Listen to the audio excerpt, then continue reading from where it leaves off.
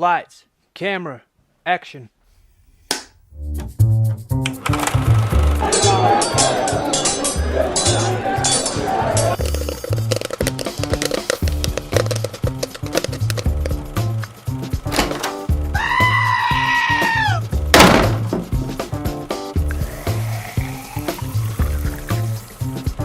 And the winner is... Welcome back to the Oscar Reel Movie Podcast with Haley and Matthew Schmidt. And Toby Schmidt. And Toby Schmidt in the background. We are doing things a little differently here today. We're just hanging out in the living room and we're just cozy and comfy and said, you know what, why don't we just record here today? So we care more about our comfort than we do your listening experience. So if the audio isn't as good here, we apologize, but we want to be comfy tonight. And if the audio is just as good, then maybe we'll do this more often. Exactly. The only problem is that the dog can't seem to handle us sitting here entertaining ourselves without him, I guess. So, sorry if you hear the dog in the background. He's cute, I promise. It makes up for it. It's the only reason we keep him around. I'll tweet out a picture of our dog so everyone can just enjoy the cuteness of him. Yes, exactly. So for today's show, we've got 2 new trailers here in the trailer park. For the current buzz film this week, we'll be talking about the Adam Sandler movie Uncut Gems. We pre-recorded that, so we will splice that in later. And then we'll talk about the Best Picture winner from 1952, which is The Greatest Show on Earth. Let's see, we'll also kind of do some Oscar talk. Nominations came out earlier this week, so we'll go through some of the nominees, surprises, snubs, and I have a little quiz for Matt on Oscar trivia. So I always enjoy quizzing him on stuff, so I think it should be fun. No, yeah, it was good, because you were reading the, 92 facts about the 92nd Academy Awards, and there were some good questions. I'm like, okay, save 5 or so of those 92 and ask them to me. Yeah, so I'm kind of bummed because there were some good ones yesterday. There was one that was. So 1917 is nominated for Best Picture, and so one of the questions was it's the shortest title for a nominee this year, and so I said, what are the other, I think it was 5 other Best Picture nominees that were less letters than 4, fewer letters, and so I was like, man, can you think of what they were? And so we had another one kind of like that. We both kind of looked at each other and said, let's save these and do an actual quiz. So what were those? By the way, it was Ray. Yeah, Ray, her, yeah, JFK. Yep, and there was one more. Z. It was 4, and it was those 4. Yeah, that's right. And then also other 4-letter nominees were Gigi and Argo. Okay. And both of those won? Yeah. Best Picture. Yeah. Yeah. Unfortunately for Gigi. We'll get to that one. Anyway. Gigi's fine. Okay, do we want to get into this week's trailer park? Yeah. Okay. So first this week, we have Antebellum. There isn't a full-length trailer out yet, but there's a 1-minute teaser that's been going out, and we saw this before we saw 1917 last week. And I have seen a few teasers for it. It looks really fascinating. So it seems like it's kind of a timeline horror twist. You see some soldiers and slaves working in fields that give you the impression that it's Civil War, pre-Civil War era. But you also see someone standing in a field and they look up and there's glitches of an airplane in the sky. We also see people in present day, so I don't know if it's something something happens where they go back in time or some of these people go forward in time. But the only person that I recognize from this is Janelle Monáe. First and foremost, she's a singer-performer, but she has acted in a few roles recently. She was in Moonlight, and then she was one of the main characters in Hidden Figures, too. So, and we, for a second, thought she was in the movie Tall Girl. Yeah, which would have been unfortunate, but I think she just had a song in it. Here is our reaction when we thought Janelle Monáe was in the movie Tall Girl. Oh, she's in Tall Girl. Janelle Monáe. She's listed as performer. Janelle Monáe? Oh, song, maybe? Maybe. It says performer. Oh no. That's funny. So yeah, like she may have done a song because she's listed as performer in Us as well. Yeah, most of these are performer. Oh, it's because her filmography goes right to soundtrack. That's why. Yeah, that's the most things she's done, probably. Yeah. That's funny. I'm like, oh no. Okay. Yeah. Any thoughts on the limited information we have through this teaser? No, I have really not a lot of expectations for it. It just looks kind of cool, but it said it's from the Jordan Peele's the producer on it, I think, right? Yeah, it said from the same company as Us and Get Out. So I don't know. It's a 1-minute teaser. I haven't really gotten anything from it. So it just looks cool, but I don't really have an opinion on it other than that. I just don't know enough about it. Yeah, I'm interested to see what else comes out once the full trailer drops. I think I'm gonna be real excited to see what happens. So that's out there. Keep that on your radar. And a trailer you showed me yesterday was Morbius. There's an R in there. Morbius. Yep. Oh, you know what I was thinking? Mobius is like that Mobius. Moby Dick? No, Mobius strip. Where it's like a continuous edge on itself. They use it in Endgame. Okay, yeah. So the superhero tie-in. Yeah, there you go. And this is a Marvel superhero I'm not movie. a total nerd and just throwing out Mobius. Am I a nerd? You call me a nerd? No. I'm trying to give myself some credit that, Tony Stark is like a cool nerd, right? And he uses it saved the world to save a couple the world, times, so it's cool, Have you right? saved the world? No, but... Okay, you're on your way there. But when he was working on it, I knew what he was talking about, so... Okay, fair. So anyways, Morbius. The living vampire. So if you're fans of comic books, Marvel, what have you, I think a lot of people would remember Morbius from the animated Spider-Man show. That's probably where he got most of his popularity. Like the old school Spider-Man? Yeah, from the 90s. Okay. Not the 60s, the one from the 90s, Okay. sorry, yeah. My dad would be like, oh yeah, the one that our generation remembers as kids from the 90s. Okay. So, Morbius is the living vampire, so what happens is he has a degenerative disease as, a human, a rare blood disorder, and he tries healing himself in similar fashion to what the lizard man does, trying to grow his arm back. Except Michael Morbius is his name. He uses a bat instead. Ooh, okay.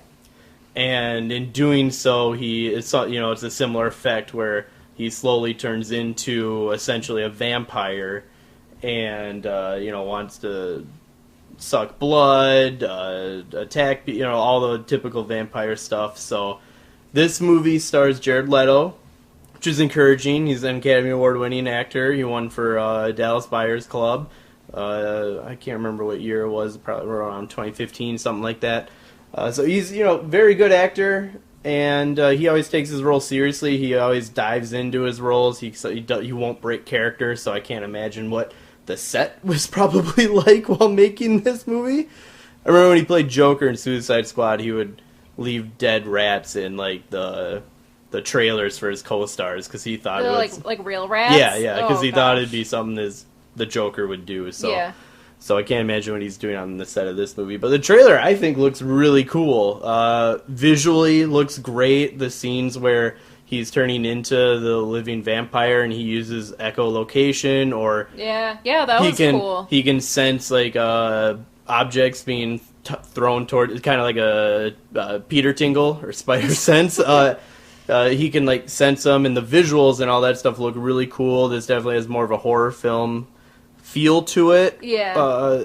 Which is nice. It's a little different. Yeah. But what's really interesting about this trailer is the person that shows up at the end of it. That's Michael Keaton. Oh, and he's been in... He was in Spider-Man Homecoming, right? Yeah, and he played Vulture. Mm-hmm. And this movie is supposed to be in the Venom universe, so it's supposed to be separate from the MCU. Like the Tom Hardy Venom. Yes. Okay. Yeah, so it is supposed to be separate from the MCU, allegedly. But throwing in Keaton at the end of this trailer makes it seem like Sony and the Marvel Cinematic Universe are going to be merging. Are going to be merging in some way. So it's going to be really interesting to see what happens there. Huh. I didn't even notice that. Yeah. Yeah, it's like the... Or like it didn't faze me. Yeah. So that's what was really shocking in this trailer. So, yeah, that's going to be interesting. I was looking at IMDb, and someone else who is credited as to being in this movie, and granted this is like, it's IMDb, and which is usually fairly accurate, but this movie hasn't even been released, no one's seen it, the first trailer just dropped, so who knows who's actually in this movie or not, but it has J.K. Simmons in the movie as J. Jonah Jameson. All right. He's on the cast list. Yeah. So if they're merging the two universes, that's really interesting. Yeah. I don't know if it's good or bad, but it's intriguing. It's at not least. what I expected, which makes it interesting. So if you take the Michael Keaton part of it aside, I think the trailer looked really good, and Morbius is a interesting character. Another reason they might be trying to bring this into the MCU is they announced they were doing a Blade movie in like 2 years.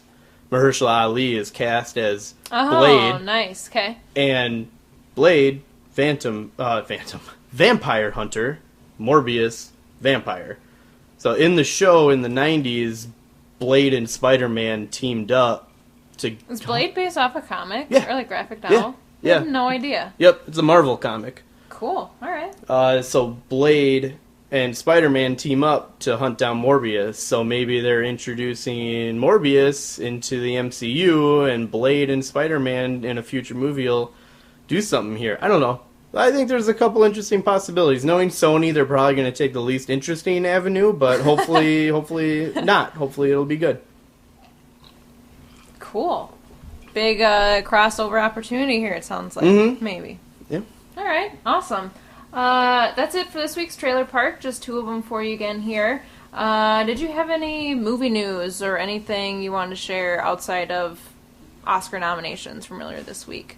Yeah, a couple things. So since we were just talking about Venom, the Tom Hardy Venom movie, that director, Ruben Fleischer, he was just there. I don't think they decided on it yet, but he's being eyed for the Uncharted movie. What is that? It's that Tom Holland one where it's based on the video game Uncharted.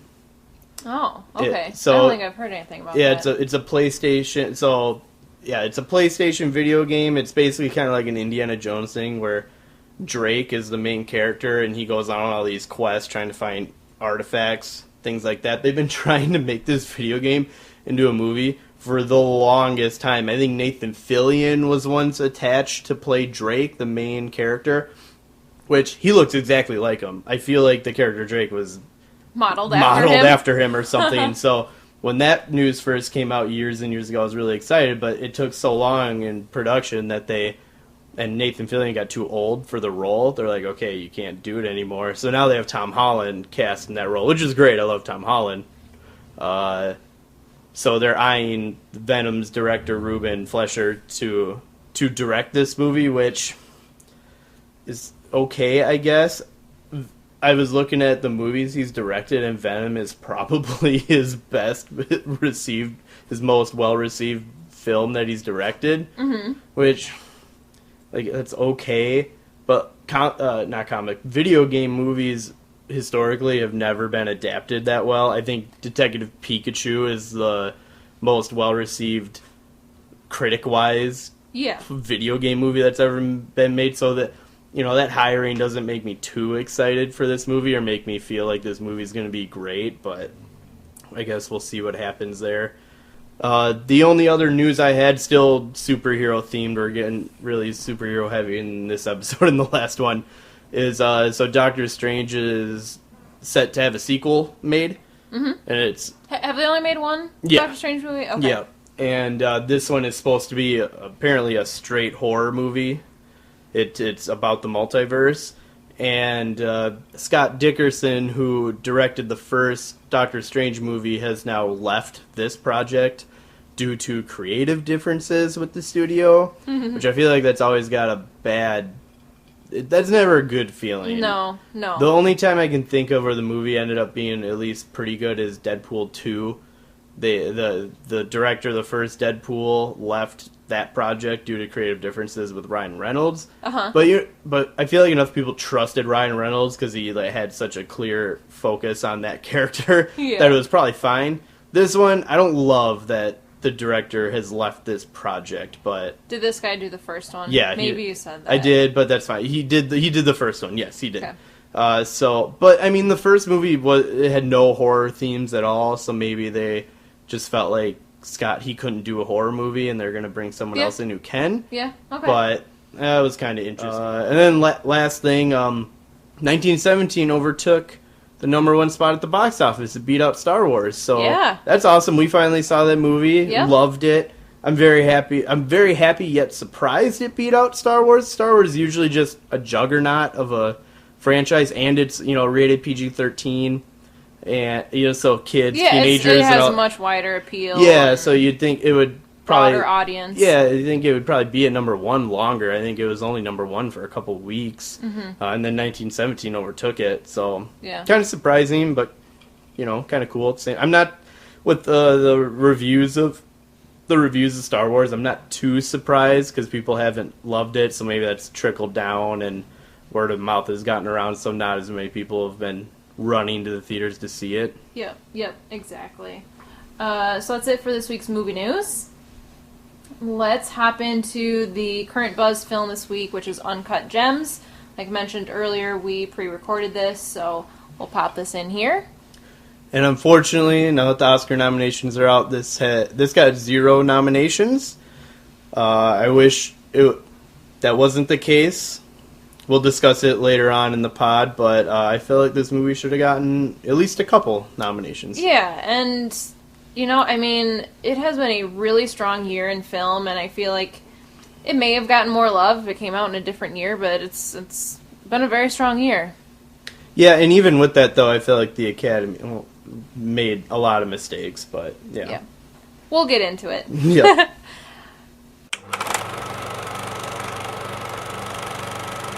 All right, next up we've got Uncut Gems. This is our non-spoiler section, so we'll just go over the cast, some quick thoughts on what we thought about the movie, our scores, all that jazz. It was written and directed by the Safdie Brothers. It stars Adam Sandler as Howard Ratner, a Jewish jewelry store owner in New York City. Kevin Garnett stars as himself. Lakeith Stanfield as an employee of Howard's called Damani. Idina Menzel as Howard's wife, Dina. And Julia Fox plays Howard's mistress, and her name is Julia. A lot of people just going by their same first names here, I guess. Yep. So Adam Sandler is a jewelry store owner in 2012 in New York City. He's got a gambling problem. He's always, his life is very chaotic. He's, whenever he gets something in, he's pawning it out to place bets. It's insane. It's back and forth all the time. He's always, doing this to catch up for the money that he lost there, and then taking any sort of earnings that he gets and flipping it here. He's always just, trying to roll it into the next thing. Yeah, it's insane. So, I guess first things first, what'd you think of Adam Sandler's performance? He was unbelievable. Right? He was so good. He was so good in this movie. It is ridiculous. I can't believe, I've always said I thought Adam Sandler was a good actor.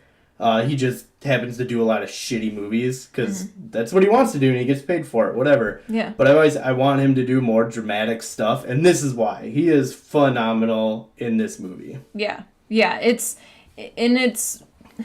my standard is usually if you can watch a character and not realize who's playing them, you only see the character, you don't see the actor. In a weird way, this felt 100% like Adam Sandler, but it felt 100% like his character Howard. He was just maybe it's kind of similar to Johnny Depp and Captain Jack Sparrow, they're one and the same. Sure. I feel like this is just a side of Adam Sandler. I know he's not doing this Crazy. stuff. Exactly. But, you know, I can see him having a day where he's just doing some of this crazy shit. I don't know. Yeah, well, it's crazy because I've heard about not training, but like everything he did to get ready for this role. Like he went to all the jewelry store owners on this specific street, I can't remember which one in New York, and visited with them, learned how they work and like what they do as jewelry store owners. Like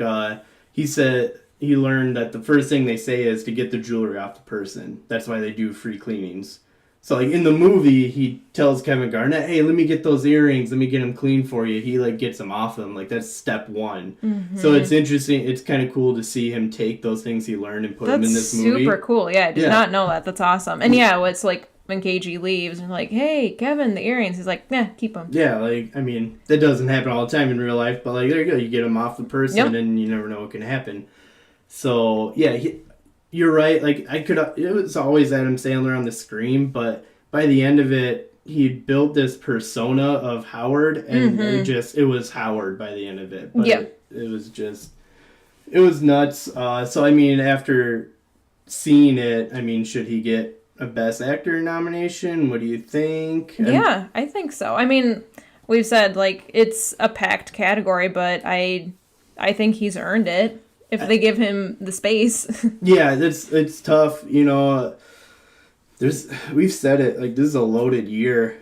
I mean, if this movie came out last year or maybe next year, I think it'd be pretty easy for him to get that nomination. But with Martin Scorsese and Quentin Tarantino and all the, Noah Baumbach, all these well-known directors, Sam Mendes coming out with these big movies this year, it's taking up all these spots. And Best Actor, I mean, you've got a couple just straight locks, like Joaquin Phoenix is getting nominated for sure.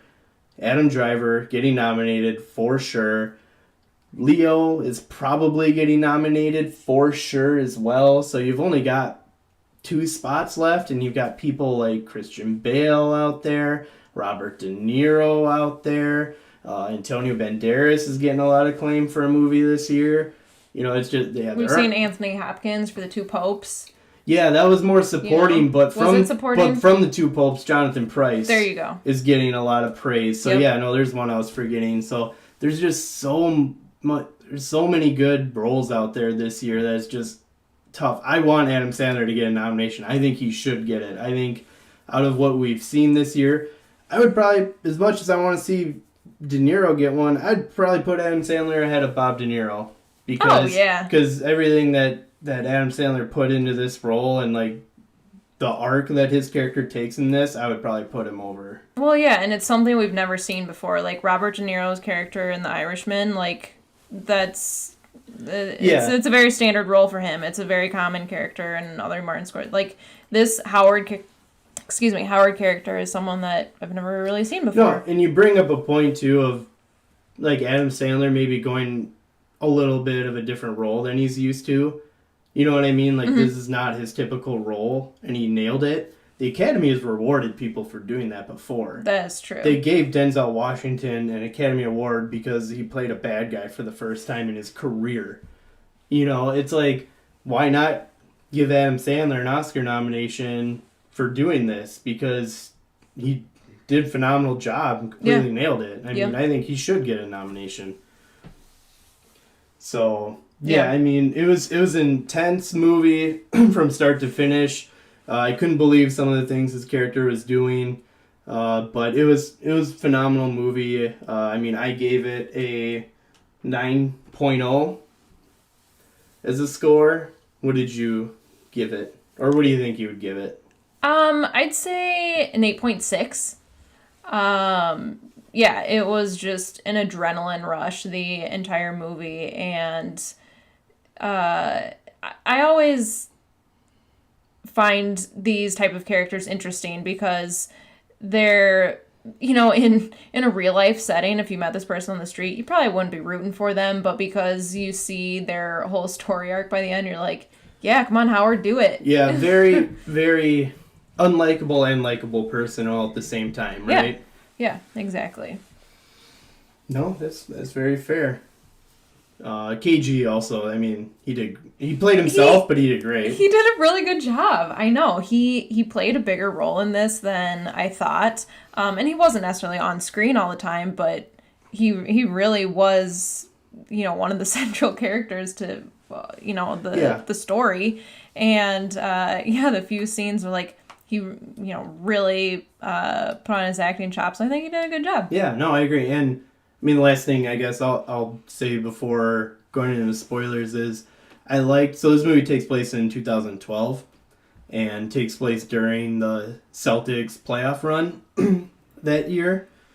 I liked how they involved the games and they showed actual footage, like these were the actual games from 2012. Here are their actual stats and scores. Exactly, and a lot of Howard's bets revolved around those stats and scores, so it's kind of cool how they made these bets on these games where we know they happen, we may not know the exact stats, but it's kind of cool how they wrap those around each other. I thought that was cool. Yeah, no, I agree. And the funny thing for me, this is actually Kevin Garnett is like the person I realize this with, but like celebrities, athletes, like people that are household names, I feel like you usually know them by like their full name. Tom Brady, Aaron Rodgers, Kevin Garnett. Like you know them by their full name, but sometimes when you stop and hear just their first name, like, oh, Kevin Garnett, KG, but hear his name's Kevin, like Kevin, you think like Home Alone, like, like sometimes it's weird for me to just stop and think like, oh gosh, like that's their first, like that's what their mom calls them, and so it was really funny in this movie where Howard, when he first comes in the store, it's like, hey, KG, but he starts calling him Kevin, and I'm just like, it's so weird, but it was funny to me. Yeah. If anyone is still listening that hasn't seen it, I definitely recommend it, and it's definitely worth the watch. Yep, I agree. Moving on into spoilers. If you haven't seen Uncut Gems, skip ahead, look at the time code in the notes. This movie, it opens up not in the way I thought it would, on the mine, like a mine in which country was Ethiopia. it? Ethiopia. It's an opal mine. Yeah, 2010. Shows these workers breaking off the pieces of the opal. I think it has a specific name, like a certain color. Yeah, I don't remember, but yeah, it's a rare gem, and they break it off, and then it goes on into 2012, and it turns out that Howard had bought that gem. It took him over a year to do it, but he bought it, and he's putting it up for auction. But he's got an employee, Lakeith Stanfield's character, Damani. He's a guy that kind of... Is he an employee or just kind of like... It's like a pseudo-employee, right? Yeah. Like he doesn't pay him like straight, like a payroll. I'm gonna say, he's not like staying behind the counter like trying to sell stuff, but he's kind of like the connection But he does kind of work for him in the sense of like, he goes out and brings celebrities into Howard's shop. And then Howard, I think, does kind of give him some money, or at least he holds like his jewels or stuff that he's trying to sell. Holds a stash of watches that Damani's always trying to sell and stuff. Yeah. So yeah. So Damani brings KG into Howard's jewelry shop, and that's when Howard gets that gem for the opal delivered to him, and he's like, "Hey KG, I gotta show this to you." Like, he's just super excited, wants to show it to someone. He shows it to KG, and KG falls in love with it. And then is like, we're only a couple minutes into the movie, or more than that, but like I'm already stressing out because KG's like, "Oh, let me borrow this, man. because first he wants to buy it from him, but Howard's like, "No, I already promised this to an auction. I can't do it," because he says it's like $1 million gem. Yeah, that's Howard's understanding is that it's, like $3,000 a carat, and there's, like 60 carats in there or something. I don't know. Yeah.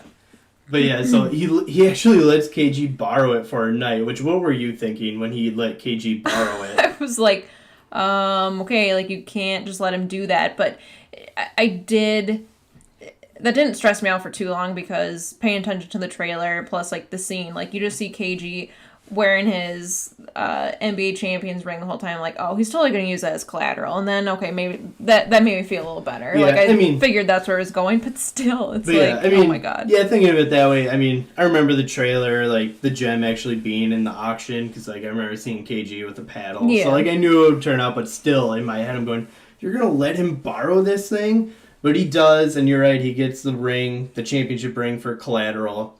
But then he does something I didn't expect, which is just insane. He turns around, takes the ring to another jewelry store and hawks it. Yeah, he pawns it. Like, for like $20,000, like, right then and there. Mm-hmm.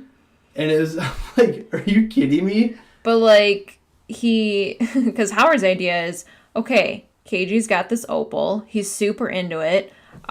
He's going to play well tonight, so how about I pawn his championship ring, get some money for it. I'll place a six parlay, a six parlay bet, which is just insane. And like all the stats, everything was like, KG's going to do this, like have this many points and this many rebounds, and Celtics are going to win, blah, blah, blah. Because his understanding is, I'll do well, and then I'll have the money to get the ring back, and problem solved. It's a whatever. lot to risk, right? For like, if one of those parlays doesn't happen, you just lose. one. Yeah, it's insane. So, but it just goes crazy. to show how crazy Howard's character is, where he just, if he sees an opening to make money, he's gonna do it. He jumps all over it's it. It's insane. But yeah, he does that. He hawks the ring, places the bet. Turns out he owes a bunch of money to his brother-in-law. What's his name again? Arno. He's his brother-in-law. He owes a bunch of money to him, and Arno has these two thugs that are like bugging Howard throughout the whole movie. And it turns out that so he wins the bet, right? Like all those parlays happen. It's insane. Which if you win a 6 parlay bet, you're getting paid out a lot. So he's like, I hit the jackpot.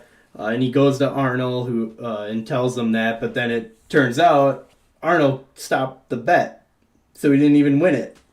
Which is, this movie had so many stress levels to me, because it's like, you're riding the high of like, yes, he won, and then you find out that the bet got stopped, and it's like, oh my god, this guy, like, he can't catch a break. This is just insane. I was like, there were a few times throughout the movie where it's like, you just kept like sighing and taking these deep breaths, and I want to be like, chill out, it's okay. Yeah. But it was just, I mean, Howard was all over the place. Yeah, it was just up and down, up and down. This movie did a good job at keeping those stress levels up, even in little parts where, so KG had the opal for longer than he needed to have it, and then he eventually comes to Howard's shop, and Howard can't get the door open. Oh my god, yes. Even that scene to me where it's like, it probably lasted longer than it needed to, but because of that, like, it kept the stress levels up. Like, oh my god, like, get the door open. Like, how can you not get this door open right now? Yeah, because they have these two-way locks, so it's like, you have to unlock the first door to get into this little vestibule, and then you have to, like, unlock that door to, like, get into the shop. Because it's like, I mean, they've got probably millions of dollars worth of jewelry and diamonds and whatever. And so, yeah, the door was getting stuck, and it was just, or even, is it like Damani freaks out on him and dumps his drink into the fish tank, and it's like, oh my god, we gotta get fresh water, get some glasses, like, let's get the fish out. Always stuff going on. Always something going on. Yep. But yeah, so he eventually gets the gem to the auction.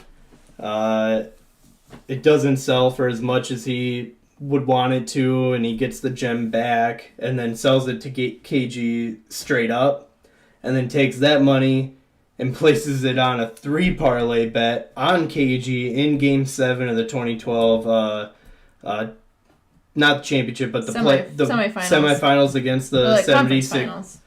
It wasn't the conference. No, it wasn't, because they played the Heat. It was the round before that, so the semi. Yeah, I would trust that, you know. Yeah, so it was against Philly, and Howard traps Arno and the two thugs in that the door that you were just talking about, where it's a 2-way, so he doesn't buzz them in or out, leaves them in there. Just like, yeah, leaves them in the vestibule.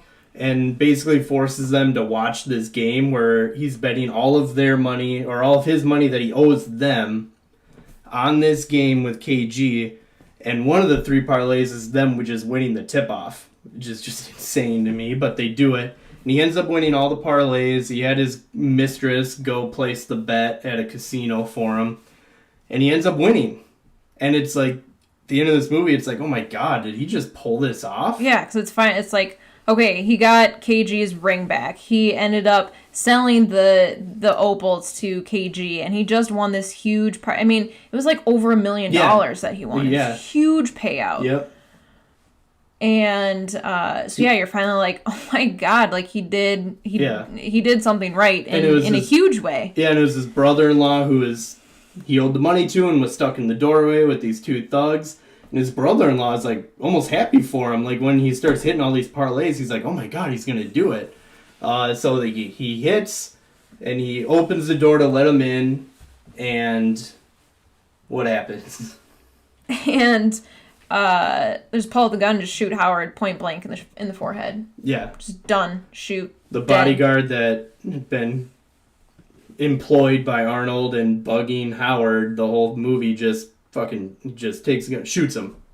Right then and there. Yeah. The guy sitting next to me there went, oh my god. Which I wasn't expecting. Yeah. Oh, no. I definitely gasped. I did not see that coming. Especially because it was...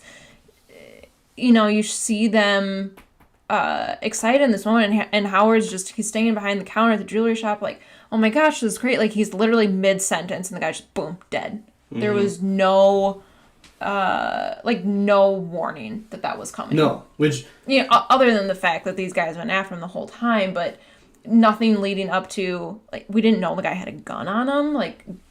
Nothing. Mm-hmm. Which maybe I should have seen it coming, because throughout this whole movie, whenever something good happened to Howard, something bad, something even worse happens immediately after. But Arnold, starts freaking out because he's like, "Why'd you kill him?" Like, he didn't tell him to kill him, and they turn on their boss and shoot him too, and then they just rob the jewelry store and leave. And that's basically how the movie ends. Mm-hmm. Yeah, we see his mistress leaving the casino with the cash in hand, but. We don't know where that's going, what's happening, who knows. It's literally just a shot of Howard laying on the ground, and that's it.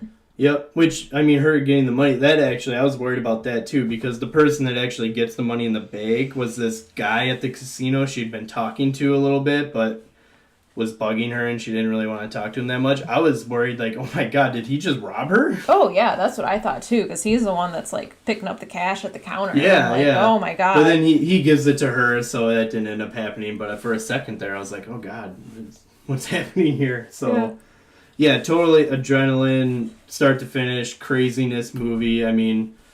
Overall, I liked it. There were a couple times where I thought it got a little predictable, just based on the fact that he has such bad luck. Like, during the auction, when he finds out that his gem was appraised at lower than he wanted it, he asks his father-in-law to try to up the bid on KG.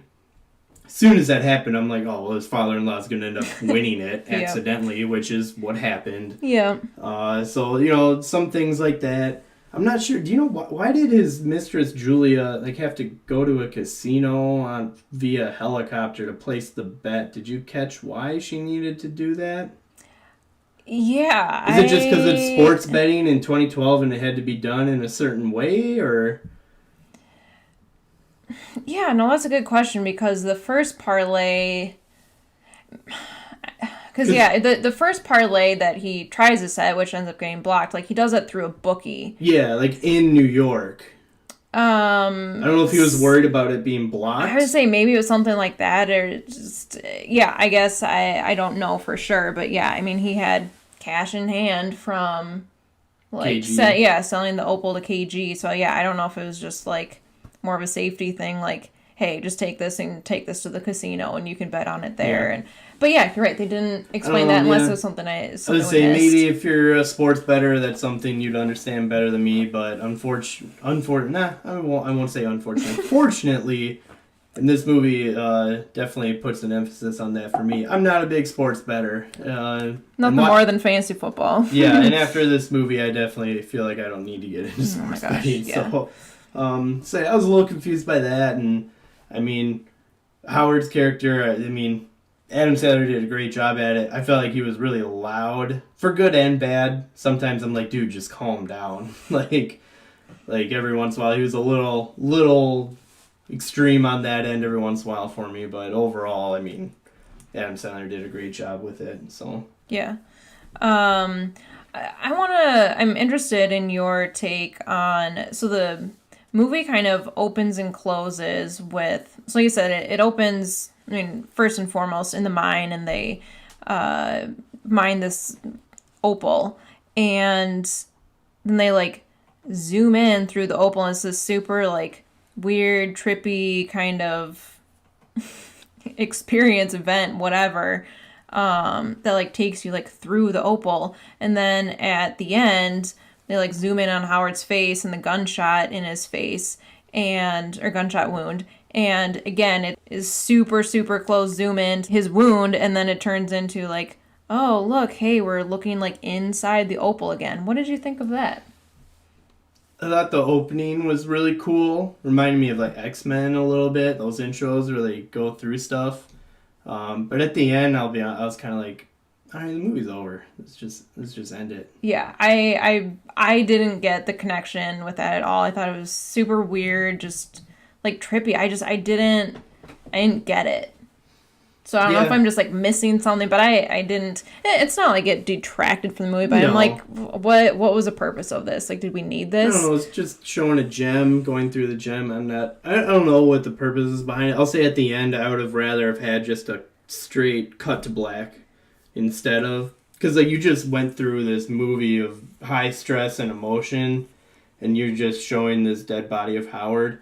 I think it would have been just straight cut to black, end it, like kind of cut the cord and just leave you sitting there. You know, one thing they did say is, I think it's when Howard's describing the opal to KG, he's like, oh, they say like you can see the universe in an opal. Oh, that's it. And so, that's it. That's you know, totally at the end, like, yeah, they zoom into his it ends face on and the the stars. opal, and yeah, it ends, but it's like, I don't know, it was kind of weird. No, that's totally it. That's totally what it is. I didn't catch that initially.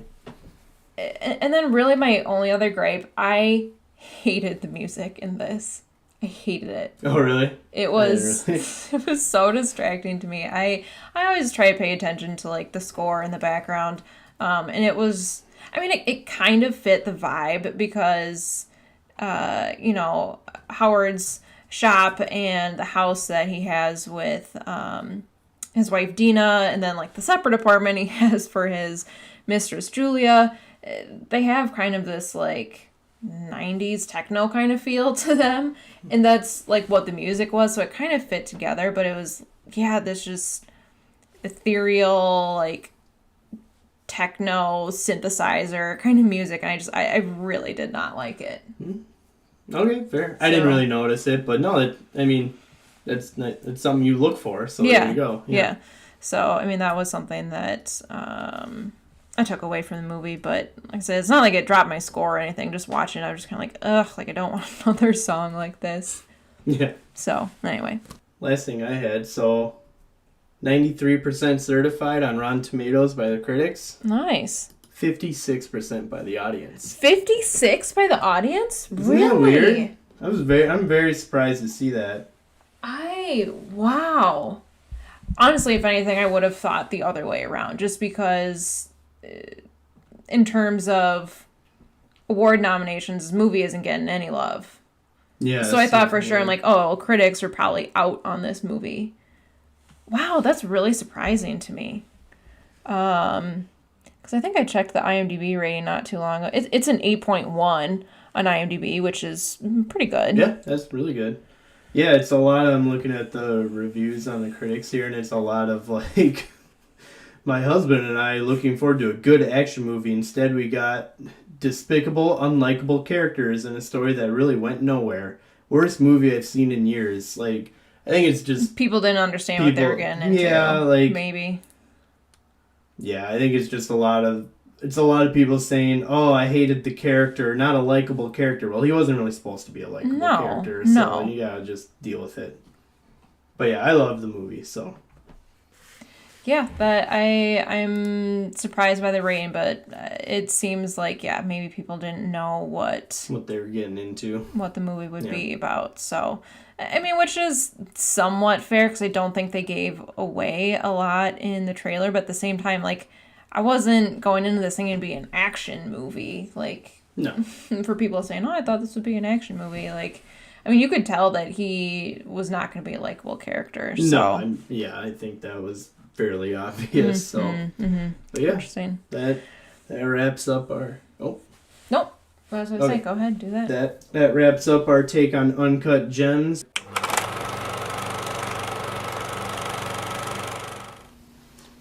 All right, so that was our review of Uncut Gems. That review was brought to you by SurvivorFansOnly.com. If you're ever in need of a date and you want to make sure that they are a Survivor fan, just use that website. What? Felt like we just watched an episode of Survivor tonight. I felt like plug in Survivor a little bit there. Is that a fake website? I hope so. I've not tried it. Don't give me any ideas. No. Just kidding. No, I did not check if that's a real website. It very well could be. I think Ozzy's single. Maybe he's on it. He's probably on there. Oh, you're going to leave me for Ozzy now, aren't you? It's the hair. Oh, is it didn't he cut it? That's Joe. You're thinking of Joe. Oh. Well, would you leave me for Joe, too? No, Oh, he's married now. Oh. Off the Survivor deep end there. But no, next season of Survivor is going to be all winners. I'm really excited for it. So, anyway, that's your little TV plug for the week. Okay, let's talk about the Best Picture winner from 1952. Which Do we have to? You know, this will probably be a short recap. Yeah, I'll just get into it. 1952 Best Picture winner is The Greatest Show on Earth. It is about the dramatic lives of several trapeze artists, a clown, elephant trainer, manager, all these people involved in a traveling circus. It's kind of their life, their story with, the backdrop of the circus there. It was directed by Cecil B. DeMille. Yep. Big name. Which, huge name. I looked a little more into, other things that he's done. I mean, was it at the Golden Globes that Tom Hanks won the Cecil B. DeMille? That award's named after him. Lifetime Achievement Award. So he's done, he has so many movies credited to his name. Probably the most interesting part about this movie is the fact that this was the first film that Steven Spielberg saw in theaters and made him want to be a filmmaker. So in several of his movies, I can't remember which ones, Super 8 for sure. I feel like it was another more recent film, but when there's TVs on in the background, he generally puts... Which director? Spielberg or Abrams? Steven Spielberg. Oh, okay. Super 8 was by J.J. Abrams. Didn't he... Spielberg produced it. Oh, he could have produced it. Okay. Yeah. But yeah, several films that he's worked on, he has The Greatest Show on Earth playing in the background, like on TVs and stuff. So that's quite the callback. As a little nod. So honestly, that's probably the most interesting thing that's come from this movie. And I don't think there are many people who would disagree. Yeah. Like I said, it's directed by Cecil B. DeMille. It stars Charlton Heston as the circus manager Brad Braden.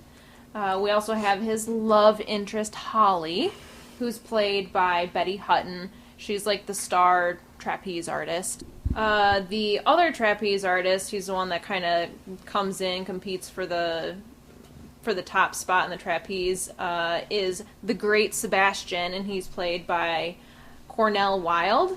And then, of course, we've got Jimmy Stewart, and he plays Buttons the Clown. Buttons the Clown. This movie had 5 Oscar nominations and 2 wins. The 2 wins going to Best Picture and then Best Writing. There was a team of writers on this. Those that were listed on the win were Frederick Frank, Theodore St. John, and Frank Cavett. The 3 nominations they had but did not win were a director for Cecil B. DeMille, film editing for Anne Bowkins, and then we've mentioned her on the pod before. Costume design was a nomination for Edith Head. Oh, yeah, that's big name. Yep, she's got 35 nominations all time, so this right. being that's one of them. Yep. I'll say this about this movie. I don't love the story, which is weird at one for writing, but production-wise, right? It's a large-scale, big production movie. So yeah. I mean, getting into what happens in this movie. So at the beginning, Braden, who is Charlton Heston, he is in charge of this traveling circus. He's the general manager of the traveling circus. He keeps everyone in line. And he's meeting with the board of directors, and they are basically telling him that they're going to have to shut down. It's the show is too expensive. There's not enough ticket sales, so they're not able to keep it going, basically. And he argues with them, saying that this is all these people have to live for, all our employees. The show must go on, as they say. And he makes a deal with them, I think, to shorten their travel, like the cities that they're going to travel to. They're going to turn it into like a short 10-week period and see where they are financially after that period to see if the show's going to go on. So they agree to that. But he doesn't really tell their employees anything. He kind of keeps it going like everything's normal, everything's fine. I think one of the stipulations to them agreeing to this, the board of directors, is they're going to bring in the Great Sebastian. They think they need that superstar, that headliner to bring in a crowd. So he has to agree to that, but he is a trapeze artist, right? Yes. So he is the same Which they act. already have. Yeah, they already have one. That's Holly. Mm-hmm. So he has to agree to it, and then he has to go break the news. Excuse me. He has to go break the news to Holly, and she doesn't really take it that well. Yeah. Well, especially because they're kind of a couple. So they have a romantic relationship. They kind of understand that the decision is business related, but it doesn't make the news any easier for either of them. Mm-hmm. He breaks the news to her.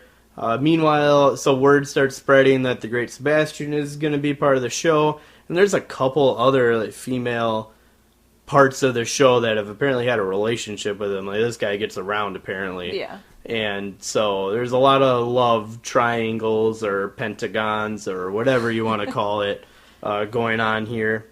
Another problem that Ben, right? Brad. Another problem that Brad has going on is he thinks that one of his concession game, like, you go to a circus and they have like all those kind of stand-up games, like throw a ball or throw a ring on the bottles, the milk or jug kind of thing. Yeah. He suspects one of those workers as taking part in crooked games and like sliding money underneath the table. So really high stakes crime going on here at the traveling circus. So he's trying to keep an eye on that employee too. So anyways, basically this movie, they show them going from city to city. The Great Sebastian, comes on. He's kind of a jerk, but likable, I guess, at the same time. He's the main headliner. They're pretty successful for a while. Buttons the clown, you mentioned, Jimmy Stewart plays him. He's a kind of a guy that's part of the circus that everyone loves. Everyone loves Buttons, but he never takes off his makeup. No one ever sees him without his makeup off. Even like you're talking about, like in the trailers and stuff, like even between shows, he keeps his makeup on. Like he's just talking to people, even if it's not during a show, he always has his makeup on. So that's just something to note. So one thing he said, there's like love triangles and pentagons and whatever. So yeah, as the Great Sebastian is putting together these high-flying shows, Holly tries to kind of one-up him here and there. So, like, they kind of go back and forth competitively with all their tricks that they're doing, but, she's also kind of falling for him a little bit, too. Yeah, she starts doing more high-risk stuff, right, on the trapeze? That's right. Yeah.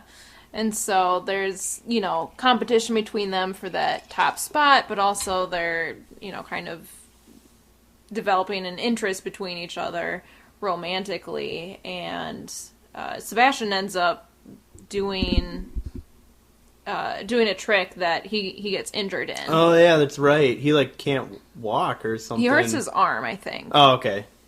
So that's part of it too. It's like they brought this guy in to be the big showstopper, and he's hurt himself, so that's an issue too. Really, it's just like, all these conflicting things, and you kind of see Jimmy Stewart's character, Buttons the Clown, he's getting a little more restless, and you see certain kind of like shady people in the audience, and so you're trying to figure out what his deal is. It turns out at one of their last stops, the FBI, there's like an FBI agent or something that comes aboard and is kind of like, hey, we've got this.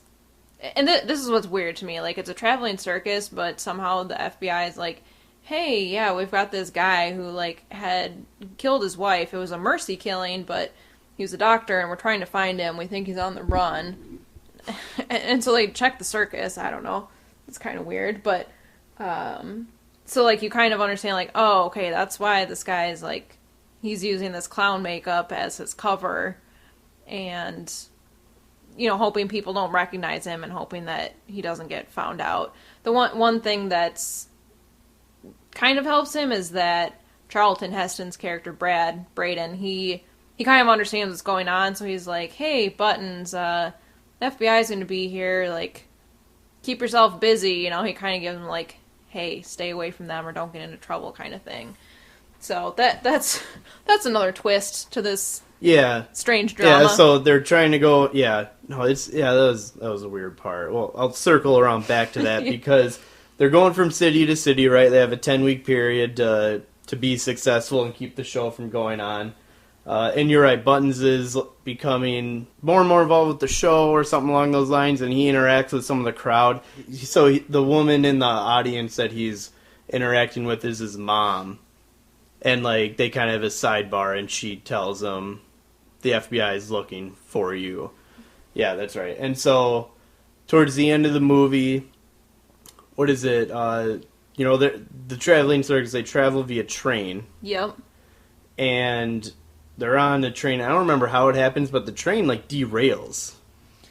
Yes. And so this is a part that I had forgotten, because I didn't really realize that there was, like, a situation that caused it, but it was, like, secondary, tertiary characters in these weird love triangles that were upset, and like, oh, well, I'll set the trains to derail, thinking, oh, I'll get this guy because he's making a move on my girl. Well, it turns out that girl was on the other train anyway, and so it's a mess.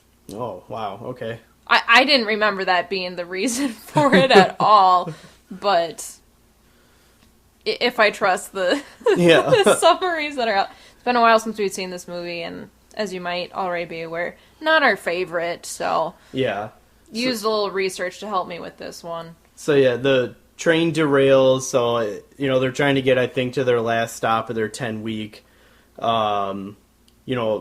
run time here to be successful. And so they crash, all the animals are free, they're trying to wrangle everything together. That's when the FBI also shows up, I think, to kidnap Buttons, which his crime was, I can't remember if you said this already, but it was a mercy kill, right? Yeah. Like, he killed his wife because she wanted him to do it. Yep. And so when the train crashes, he runs away, but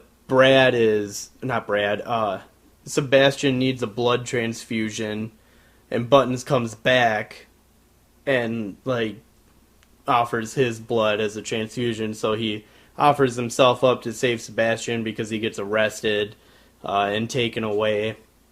And then, the other conundrum is they have to somehow get the show on, even though the train crashed. So they like set a show up at the crash site, and then they try to get people from the nearby town to come to, like, the crash site to see their show. Yeah, and, like, ooh, it's this new thing. It's an open air circus. Yeah, they come up with open air. And it's like people have died and animals have escaped, and there's just lions running around loose. Show must go on. They got to get people here to put this show on.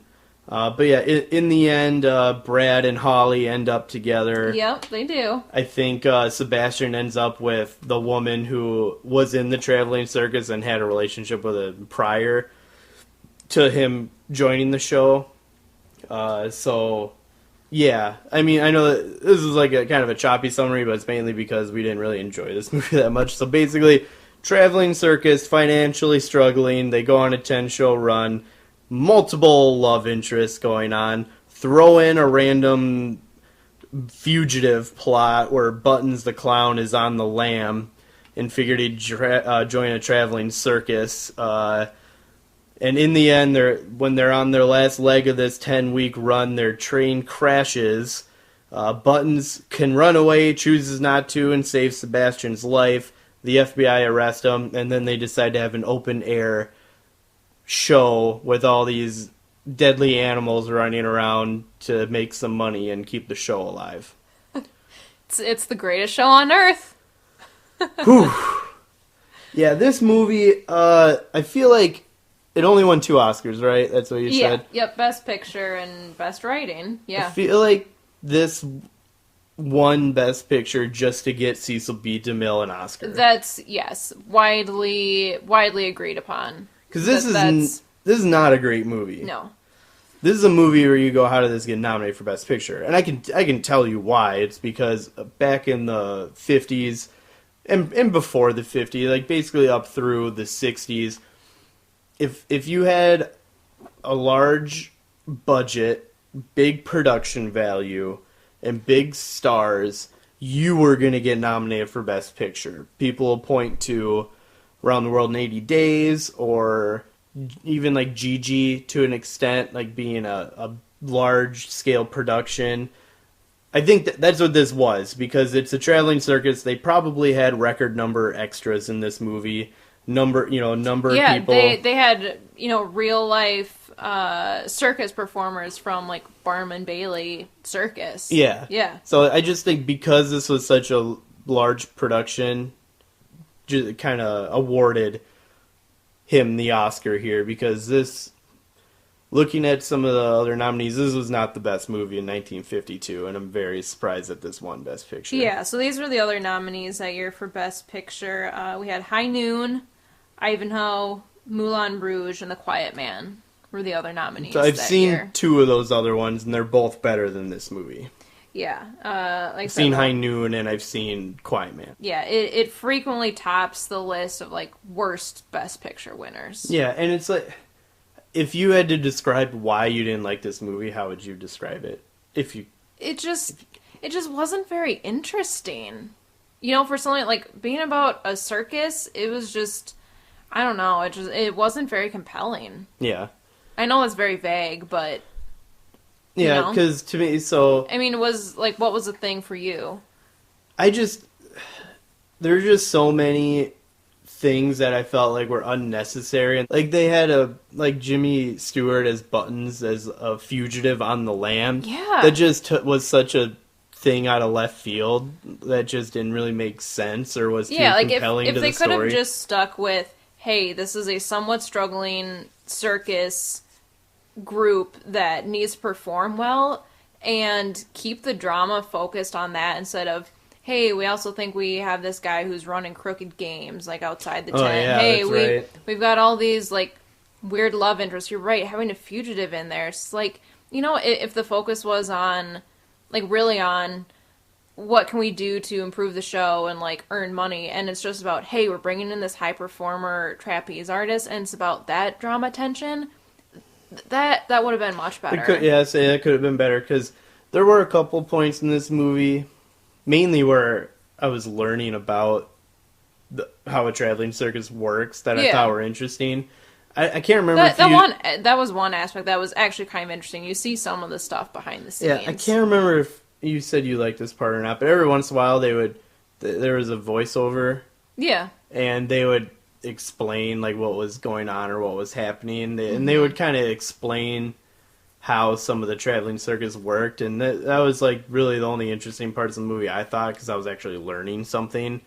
But the rest of it's a mess. You got big stars in Charlton Heston, and I think some of the other, and Jimmy Stewart, obviously. But I don't know. I just didn't think the story, which is funny because it won an Oscar for writing. I didn't think the story was all that compelling, and it was just all over the place. Messy. Yeah, it just felt like a mess. So yeah, that's kind of how I felt about it. What score did you give this one? I gave it a 5.5.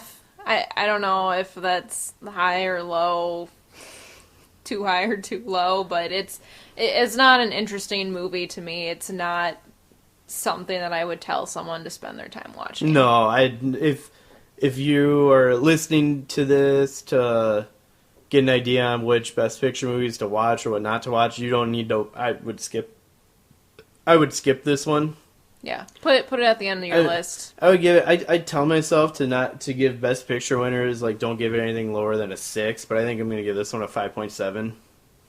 Yeah, because this was one going into us watching these movies every week or whatever. This was one I hadn't seen. When you and I sat down and watched this together, we usually you had seen all of them. Yeah, for the most part. Usually I had seen it and you hadn't. This is one where neither of us had seen it. Not for any reason. It's not like I was saving it, but I just never got around to seeing it. And yeah, I just did not. That was quite the experience watching it with you, because it was not one that I enjoyed at all. Yeah.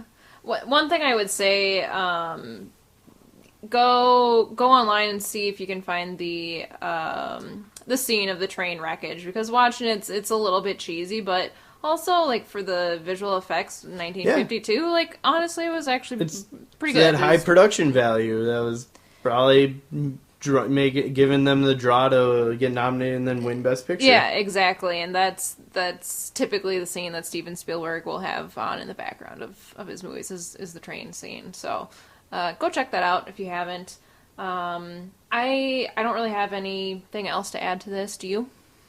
No, I think this is one we can kind of move on from, and then I'll bring up and talk about the other nominees for 1952 really quick, because as I mentioned before, I think there were some good movies that came out this year that were probably more deserving than this one for Best Picture.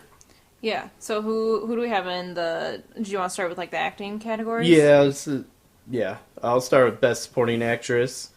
Gloria Graham won for The Bad and the Beautiful.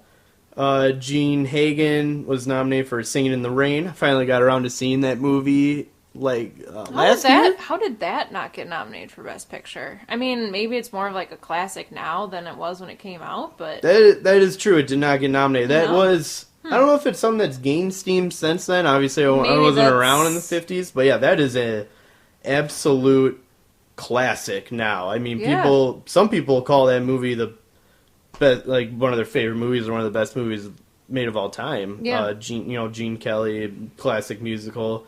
Like I said, I finally got around to seeing it. I don't love musicals. I actually really like that movie a lot. That's probably the most endorsing review I can give it. Colette Marchand for Moulin Rouge. Terry Moore for Come Back Little Sheba. I've never heard of that movie. No, me I don't know either. what that is. Thelma Ritter for With a Song in My Heart. Moving on to Best Supporting Actor.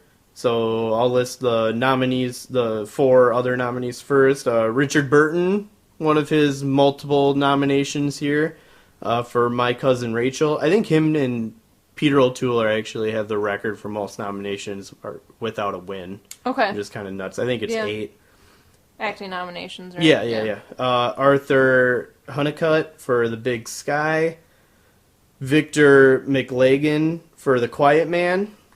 I didn't realize this. Jack Palance for Sudden Fear. He would go on to win years and years and years later for City Slickers in 1991. Oh my gosh, yeah, okay. And I know the name. Yeah. Couldn't tell you what else he was in. But That's awesome. I knew he'd been nominated again, but I didn't know it was this year, so that's cool. And then the winner was Anthony Quinn. I think he would end up winning 2 Oscars. Fantastic actor. He won for Viva Zapata, which I finally saw that one. I just record random movies and I turn classic movies. I saw that one last year, too. Nice.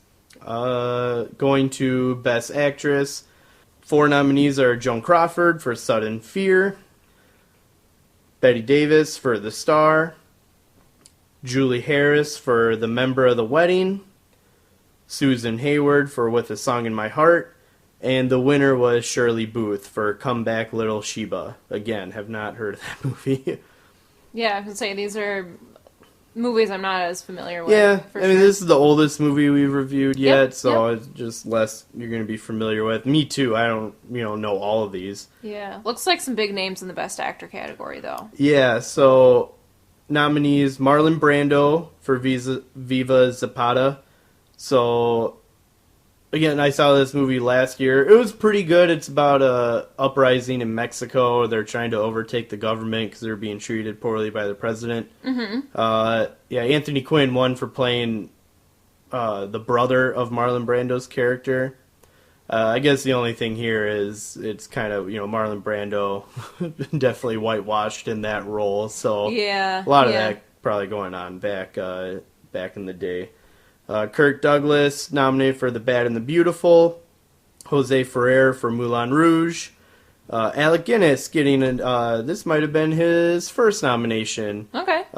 He would eventually win a couple of years later for Bridge on the River Kwai, which we already reviewed, and then he would get nominated for Star Wars as well. So he was nominated here for The Lavender Hill Mob.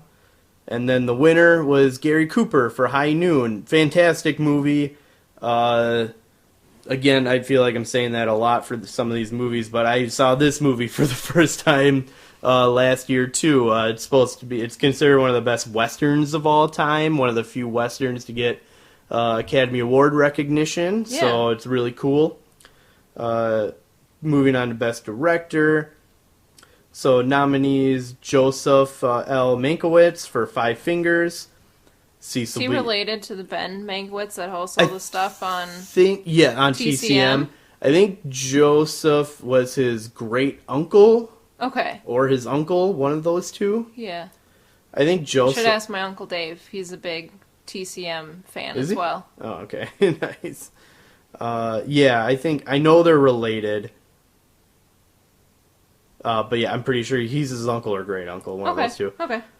Cecil B. DeMille, as you mentioned earlier, nominated for The Greatest Show on Earth. Fred Zinnemann for High Noon. John Huston for Moulin Rouge. And then the winner was John Ford for The Quiet Man.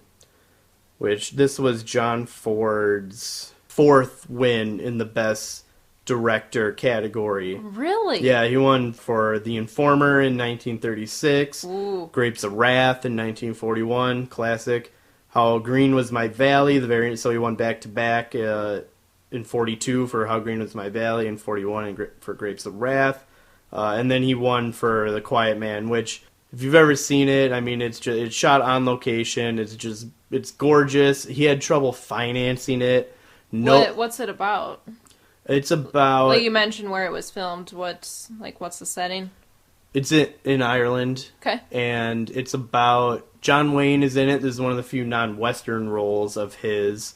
And I saw part of it. I watched part of this with you. Yeah. Yeah, that's right. We should sit down. That's right. We should sit down and finish watching it. I think I saw like the first 20 minutes of this or something. Yeah, I mean, this is one of my dad's favorite. I mean, he loves John Wayne, and he loves this one because it's really one of the few non-Western movies that John Wayne did. And yeah, he's an American boxer, retired boxer who goes to his parents' homeland and wants to start over basically in life. So he goes to Ireland and he's treated, poorly initially because he's American, but he kind of wins over the town and, wins the heart of a local woman as well. And so it's, and he feuds with the woman he falls in love with, like her brother. He has a feud with her, and it's kind of just him acclimating to that life.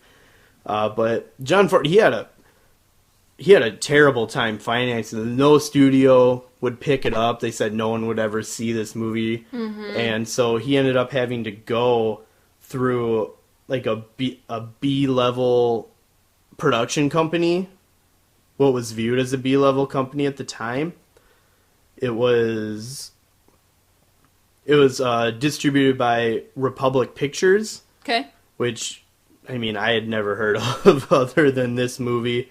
They fell apart in 1967, and I'm pretty sure that this is the only movie that was nominated for Best Picture that ever was distributed by them. They just saw an opportunity to go to John Ford and be like, we'll finance this for you. And I don't think Ford was happy about it because he wanted a bigger studio to do it, but at that point he kind of had to take with whatever he had the opportunity to do and ran with it. So that movie is very good. That's one of the two. I mean, I'll get to the Best Picture nominees here, I guess, in a second, but that's one of the movies that I would definitely say was better than Greatest Show on Earth. But yeah, the nominees for Best Picture were High Noon, Ivanhoe, Moulin Rouge, Quiet Man, and then obviously the winner was Greatest Show on Earth. And Cecil B. DeMille was the only producer for the movie, so he got the Oscar for Best Picture, so that gave him his Oscar, which a lot of people say was maybe why this movie won Best Picture. But I've seen High Noon and Quiet Man. I haven't seen the other two, and both those movies are better than this one. High Noon, I guess, it's one of the few Westerns that the Academy has given credit to, and it's fantastic. It's short too. It's only like an hour and a half. It's right up my alley. Yeah, right. And it's about a man, Gary Cooper. He's a sheriff of this small town, and he has to defend it from these like 2 or 3 bandits or outlaws that are going to be coming into town, and he basically has to defend the city by himself. And then The Quiet Man, we already ran through that. Both those movies they're considered instant classics. I think most people will give them like 5 out of 5 stars. So to think, I know well after the fact, but to think that The Greatest Show on Earth beat both of those movies is just absolutely ridiculous to me. Also, one thing to note, this is really the only, we mentioned for Quiet Man, is really one of the few non-Western movies that John Wayne ever did. I'm very surprised he didn't get a Best Actor nomination for this movie. I mean, you mentioned it. This is a strong year, at least. There are actors. Big names. There's big names in this. Without having seen their actual performances. I've only seen a couple of these, but 4 of these 5 names are instantly recognizable, with Gary Cooper being the winner. I think he won 2 Oscars, the other one being Sergeant York. Marlon Brando would go on to win 2 Oscars for The Godfather and On the Waterfront. Mm-hmm. Kirk Douglas, a lot of people probably know, that's Michael Douglas's dad, but he was a fantastic actor in his own right. And then Alec Guinness. Those 4 right there, are very well recognizable. So I don't really know who Jose Ferrer is, unfortunately. Moulin Rouge got a bunch of nominations this year, so I guess he was probably, I'm sure, very well deserving of that nomination, but maybe you put John Wayne in instead of him, but I don't know, just kind of surprising. John Wayne would go on to win his Oscar anyways in 1969 for True Grit. It's not that big a deal, but kind of interesting. Mm-hmm. Yeah. I don't have any other notes for nominees that year. Do you have anything else? Nope. Okay. Let's get into the Oscar nominations for the 92nd Academy Awards. Okay, so starting off with the big nominations. We mentioned on the last podcast that the Academy nominates between 5 and 10 films for Best Picture, and they did 9 this year. Yep. So there were a few that snuck in there that I wasn't sure were going to make it, but they opened the field to 9. So we've got Once Upon a Time in Hollywood, The Irishman, Parasite, 1917, Marriage Story, Jojo Rabbit, Joker, Little Women, and Ford vs. Ferrari. So they went with 9, which is fine, I guess. I know you brought up the point where if you nominate too many, maybe you get to that point of, maybe this one didn't deserve it over that. I do think maybe this is one of the few years they probably could have gone to 10, and I would have been fine with it, because I felt like this was such a strong year. There are a ton of snubs that I view in this category. No, the only not at one... all. I wish Knives Out maybe would have gotten in there. That's the 10th one I would put in. Yeah. I know Ford vs. Ferrari, I was a little surprised to see there, but I'm not. I'm not too surprised, but I know you didn't. We talked about in the last episode, you were maybe a little more surprised than I was here. Yeah, I was a little surprised to see Ford vs. Ferrari, but like I said, it was a great movie, so it's not like it does not deserve to be there. Mm-hmm. It's just not as high caliber as some of the others. So, a strong list of films this year. 2 of them Netflix movies with The Irishman and Marriage Story. was kind of interesting. And they could have had a third with the two popes. That's maybe another one people Yeah, thought got yeah, left off. But yep. I'm not as heartbroken over that one. That was more driven by its acting performances, which we'll talk about. Yeah, I would say so. Parasite being a foreign language film, which is kind of cool. Yeah, that if that wouldn't have been nominated for Best Picture, I would have... that had to get nominated. Yeah. So yeah, those were just a few of the cool little facts about each of those that have been in there. Yep. What do we got for Best Director? Best Director, we have Martin Scorsese for The Irishman, Quentin Tarantino for Once Upon a Time in Hollywood, Bong Joon-ho for Parasite, Sam Mendes for 1917, and then everyone's stinker, Todd Phillips' Joker. So the four locks happened. Yep. In Marty, QT, Bong Joon-ho, and Sam Mendes. Those are the ones that, across the board, everyone thought would get nominated. This fifth spot, I get so mad. I can't understand this. I said in the last episode, if Todd Phillips gets a nomination here, it's a fucking joke. And this is a fucking joke. You said you were going to quit, so I don't know why you're here right now, but... I'm drinking. I'm drinking my sorrows away right now. I can't... He did nothing director-wise for this freaking movie that deserves a Best Director nomination. Certainly not over any of the other potential candidates. This is the fucking Academy going with a popular movie and giving it a Best Director. And there are times where I wish they would have done that in the past, and they picked the wrong movie to do it on. Yeah. This Joker has the most nominations out of any movie with 11. It has 11. Yep. It's insane. Yep. The only... I've said it. Joaquin's the only thing about this movie that's worth any Oscar buzz. I can't believe that he got this nomination over Greta Gerwig or Noah Baumbach. Like, I want Greta to get it, but if Noah would have gotten it, I would have been like, all right, well, I kind of get why. Yeah. But to give it to Todd Phillips is absolutely ridiculous. Yeah. I was really bummed out. I get more and more mad whenever I think about it. I know. This movie just keeps racking up the nominations, and this was when we talked about this one, I don't remember if I said it or not on the podcast, but this is the one movie where I almost got up and left from the theater because it was that we were bad. 20 minutes in. I know. I could tell you wanted to leave. Yeah, I was just like, I don't want to be here. But I didn't want to sit in the movie theater lounge for 2 hours by myself. So I'm like, well, fine, whatever. I'll stick through it. We paid for it.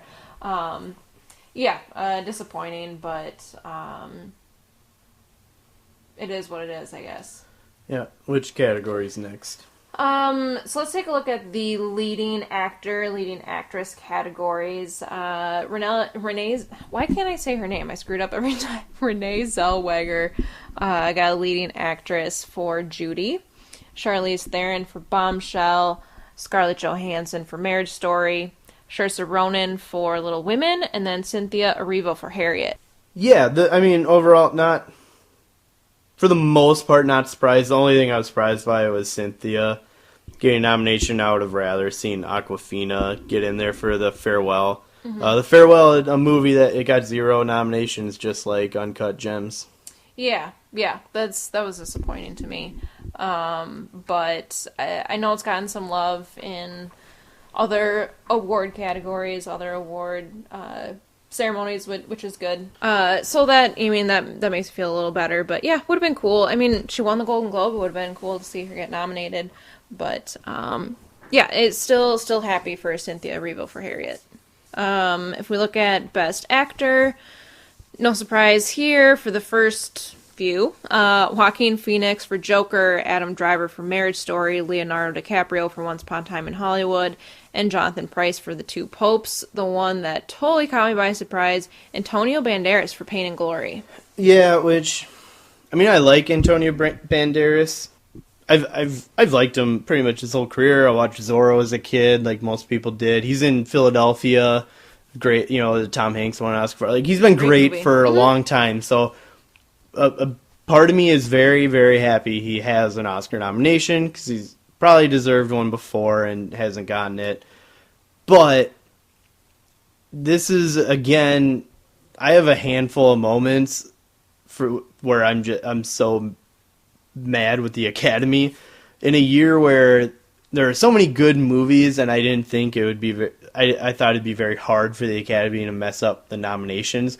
They found a handful of ways that still pissed me off. Yeah.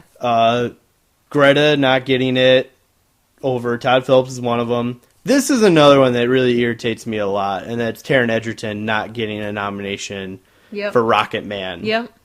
I don't know how that happened. I'll be honest. I don't either. This is probably highest on my list of movie we have not seen that I want to see. That's had some award buzz, and I know that I feel like with Bohemian Rhapsody last year, people either loved that movie or hated that movie. They either loved Rami Malek's performance or they hated it.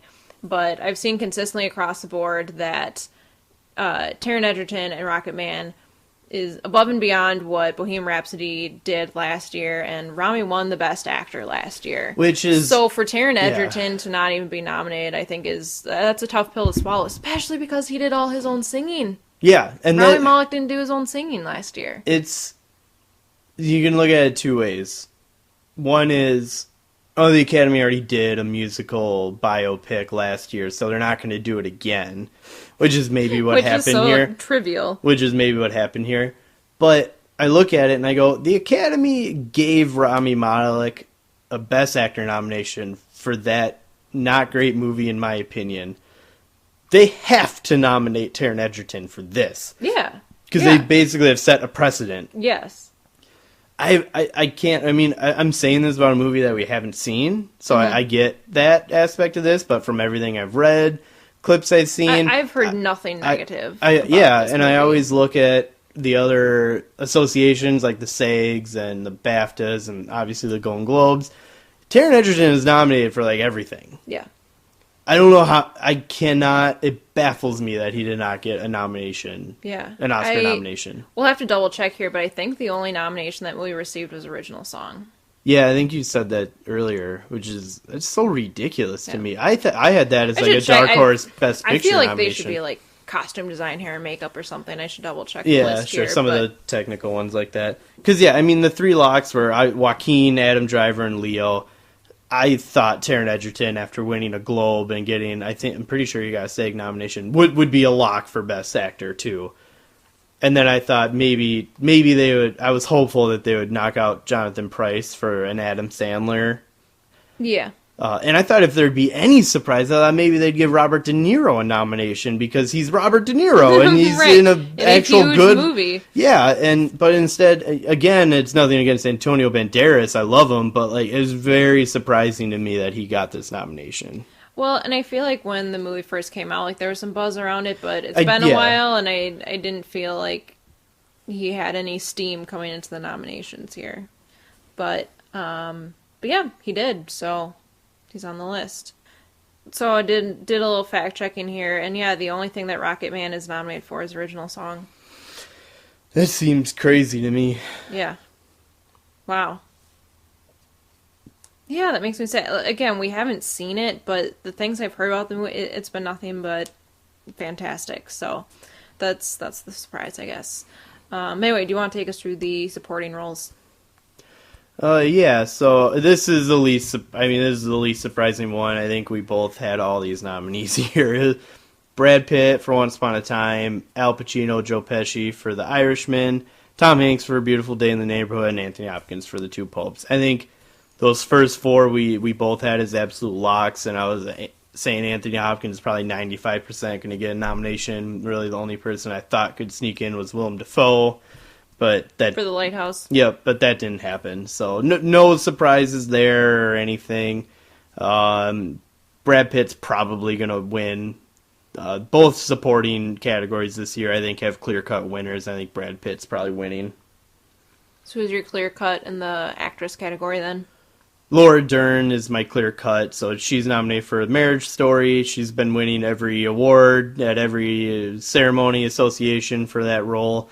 She's going to win an Oscar for it. The other nominees are Margot Robbie for Bombshell, Florence Pugh for Little Women, Scarlett Johansson for Jojo Rabbit. So she got 2 nominations this year, and Kathy Bates for Richard Jewell. I was so excited to see Kathy Bates on here. I was really, really happy for her. No, I had her. The three locks I had, one of them ended up not being a lock. Yeah. Laura Dern, Scarlett Johansson, and then I thought J-Lo was gonna get. And now I can't. This is another one of my handful of I can't believe this is happening moments. Where I can't believe J-Lo didn't get nominated for Hustlers. Again, This is a movie we haven't seen, but she got nominated for a SAG. She got nominated for a Golden Globe. She won, I think, the LA Film Critic Award. Yeah. And I can't remember if she got nominated for a Critics' Choice Award or not. I know she didn't get a BAFTA, but the big ones are she got a SAG and a Golden Globe nomination. So if you get a SAG and a Golden Globe nomination, you're almost guaranteed to get an Oscar nomination. And she didn't, and it blows my mind that she didn't. One, because maybe this isn't a great reason for it, but I mean, imagine the good press the Academy would get if J-Lo's nominated for an Academy Award. Yeah. I know that shouldn't really be too much. You should reward the people for good performances, but we haven't seen this, so I can't talk to that too much other than I hear she's great in it. That usually universal across the board. People are saying she's fantastic in it. Yep.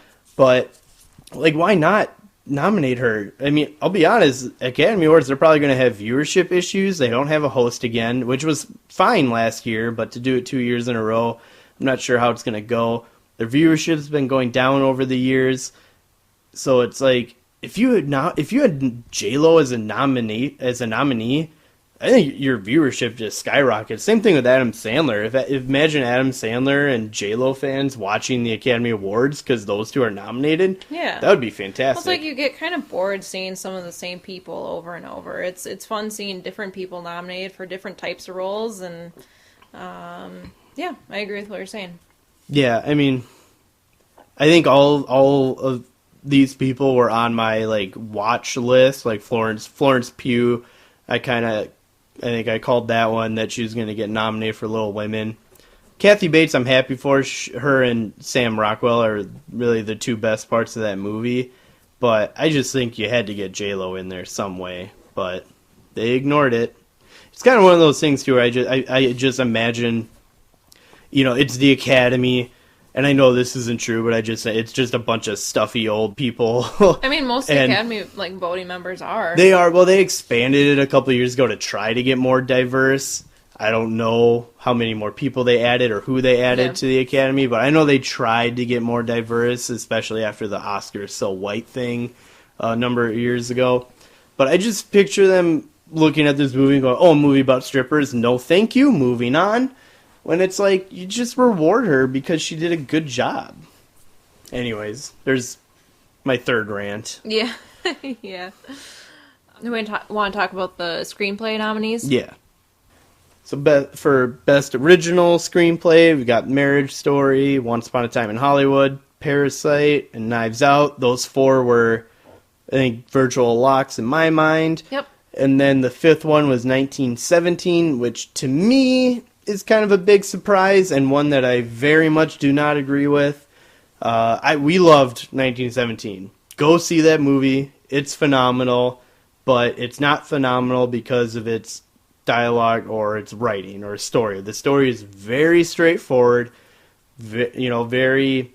Dialogue isn't too elaborate. There's no, you think of screenplay and, big scenes. You think of the argument in Marriage Story. There's no big... Just dialogue. Good dialogue, yep, yeah. Yep. Knives Out has good dialogue and plus good twists and turns. You're right, Marriage Story, just the dialogue itself is great. Once Upon a Time in Hollywood, Quentin Tarantino's a very dialogue-heavy person, so yeah, I get it, and Parasite's great. 1970, the writing isn't fantastic. It isn't what makes this movie great. Yeah. I would have rather seen... I had Booksmart as my fifth. The movie was so good and so funny. That movie needed to get some love. It was really clever. Yeah, I wanted this in a similar sense of... was it 8th Grade? Yeah, yeah. A movie like that, where it's a really good coming-of-age story that has, dramatic, comedy, whatever, but that's a movie that I think one of the only nominations, or the only nomination it got, was writing, but that's enough to give a movie like that good recognition, and I wish they would have done that with Booksmart. Yeah, yep, I agree. So yeah, that was a little disappointing. I think I'd mentioned I had hoped that The Farewell would make it in there for original screenplay. They didn't, so yeah, I agree. As much as we love 1917, I think there were other scripts that were more deserving. Mm-hmm. On the adapted screenplay side, we have The Irishman, Jojo Rabbit, Little Women, and The Two Popes. I think those were pretty much expected. And then Joker got in there again for adapted screenplay. I think you had. Did you have Joker as on your list? I did because mainly it won, because it was it was nominated by the Writers Guild. So I'm like, the Writers Guild is nominating it, then the Academy is probably going to nominate it. In hindsight, none of these are surprises, but I just me ranting on again. And let me be clear, I thought Joker was a good movie. Like, I'm not saying it's a bad movie. I thought it was a good movie, and Joaquin's performance probably pushed it over the edge to being a great movie, but it's not, in my opinion, a phenomenal movie or an amazing movie. It's not a movie I'm in love with and think it should get every award ever. I think Joaquin really drives that movie, and he's the only Oscar-worthy thing associated with that movie. Yeah. The writing, it's Taxi Driver. I've said it a number of times. I said it multiple times last podcast. I don't think it should be nominated because, one, it's not really based on any comic book or anything like that. It's not. There's been no Joker that's been anything like Arthur Fleck, which isn't good or bad, but like I don't know why it's adapted in that sense. And two, it's a remake of Taxi Driver with a little king of comedy in there. So the writing is nothing special. Yeah, absolutely nothing. And there's parts of dialogue in that movie that I just flat out don't like. His monologue at the end of the movie when he's on De Niro's, I can't remember, is Murray, right? De Niro's character's name is Murray. Yeah. He has a talk show, and Joker or Arthur Fleck goes on the talk show at the end. His monologue at the end of the movie, it's forgettable. Well, it's either forgettable or laughable because it's so over the head with. Basically in that speech he goes, "You see, Murray, this is what happens when society ignores someone who has a mental disorder." And it's like, well, thanks for just hitting us over the head with that message. I got that through the first hour 45 of this movie. You didn't need to flat out say it on TV. So not very nuanced. No, like it wasn't subtle in any way. So I don't know. I didn't love the script. Yeah. So I saw a joke today that said, "Oh, I guess all Uncut Gems need to do to get some Oscar love was title it Riddler." Oh, I did see that too. That was funny. That was hilarious. Someone at work forwarded me an article. It was basically, I'm not going to remember it verbatim, but it was basically along the lines of us. We're like, the Joker getting all of these Oscar nominations is a fucking joke. Yeah. Like, it was a pretty good read. But, yeah, I don't know. I don't get the love for it. I think the Academy is overreacting with their Joker love here. But it is what it is, I guess. The only other thing I really wanted to bring up, or I guess two other things, they're both involved with 1917, is one, Roger Deakins got his cinematography nomination. Yep. I hope he wins. He should win. It's awesome. The only other thing is, so for a movie to win Best Picture, there's usually a couple indicators. Yeah. One is they usually need to have an acting nomination for that film. It's not always the case. Slumdog Millionaire won Best Picture without any acting nominations, but usually that's an indicator. So I was hoping for Parasite to maybe get an acting nomination in there for it to win Best Picture. Not sure if that's going to happen now. Same thing in 1917, no acting nominations there. So it looks like maybe Once Upon a Time in Hollywood or sadly maybe Joker are kind of the leading contenders for Best Picture, which, if that's the case, I guess I'm rooting for Once Upon a Time in Hollywood. Yeah. But also a huge indicator is editing. So for whatever reason, film editing is to win Best Picture, you almost always need to have a film editing nomination. So the film editing nominees this year are The Irishman. Oh, Irishman, that could win Best Picture. I forgot about that already. Yeah, they have acting nominations. So that's the one I would want. That's the one I would want to win Best Picture. I want Irishman to win Best Picture now. Ford v Ferrari, Parasite, Joker, and Jojo Rabbit. The one glaring omission here is 1917. Yeah, How that did- was how the did- first thing I noticed. How did 1917 not get a Best Editing nomination when no the whole idea. movie is edited to look like one shot? One continuous take. I was flabbergasted when I saw that. I was scrolling through the list. I didn't watch the nominations live, but scrolling through a list, and I don't always pay that much attention to some of these other categories, but knowing that film editing is a pretty good indicator of Best Picture winner, I immediately went and said, okay, well, let's see if 1917's on here. And I was floored that it wasn't included. Yeah. Well, it's funny. I just looked at the nomination. So the other recent movie that is shot or edited in a one-shot way is Birdman. Yep. I just looked. Birdman wasn't nominated for film editing either. Really? But that went on to win Best Picture, so maybe 1917 Okay. does have a chance. But, Has a chance. But I'm not lying. I'm not making that up when I say film editing is a big indicator for Best Picture. There are always exceptions to the rule, so hopefully this is one of those. But that normally is a big one. But it's weird. I guess the Academy doesn't appreciate the one-shot look because the two movies that have done it recently, Birdman and 1917, neither of them got nominated for film editing. Yeah. The only other category I won, well, actually, I guess two things. They increased the number of nominations for costume design and hair and makeup. In previous years, they've typically done 3 or 4, but they opened both those up to 5 this year, so that's kind of cool. Yeah. And then for original score, Thomas Newman was nominated for 1917. Hildur Guðnadóttir was nominated for Joker, which she's the one who won the Golden Globe. Alexandre Desplat nominated for Little Women. Randy Newman for Marriage Story, and then the beloved John Williams picked up his 52nd, 53rd, I don't remember, nomination overall for Rise of Skywalker. Yeah. So he's been nominated. He's chipping away at that. Walt Disney has Disney, 59. yeah. He's chipping away. Yeah, he's so out of the 9 mainstream Star Wars movies, he's been nominated for 6 at least of Yep, the 6 9. of them. The 3 4, 5, original, 6. the 3 original, and the 3 79, sequel. yep, Not yep. the prequels, but so yeah, that's interesting. Last thing on film editing, just to give an indicator of how big of a deal it is. Back in 2014 or 15, when Whiplash, I think it was maybe the year Birdman was up for Best Picture. I think they were nominated the same year. Whiplash won Best Supporting Actor, J.K. Simmons. It won Best Achievement in Sound Mixing. And then it was nominated for Best Film Editing, and it actually won for Best Film Editing. I was so convinced it was going to win Best Picture.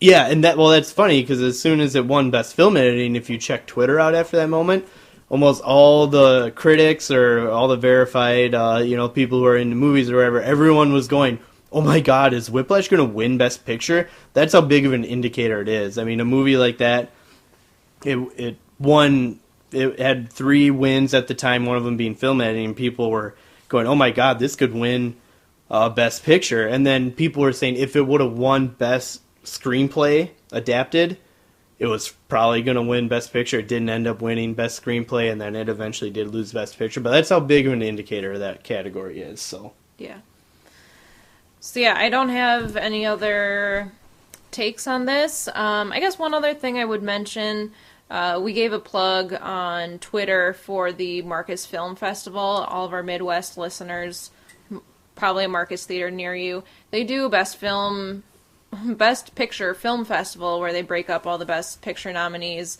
over 2 Saturdays, and they air all of them, which is really cool. Except for the Netflix ones. They don't show the Netflix ones. But the last 2 years, they've added in the short films.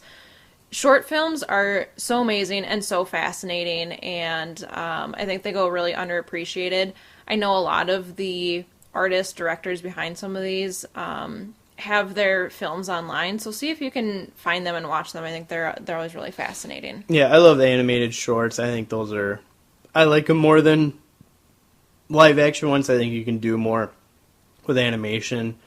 Those are always, they have, they're only like 7 to 15 minutes long or whatever, but I think they can get very emotional in only a couple minutes. So yeah, check those out. I know I shared a link on social media on Facebook and I think Instagram and Twitter too. But yeah, if you haven't seen all these movies, they always split them up between 2 days. So if there's only a couple that you feel like you need to see, hopefully they're on the same day and you can check them out. But we usually do that every year.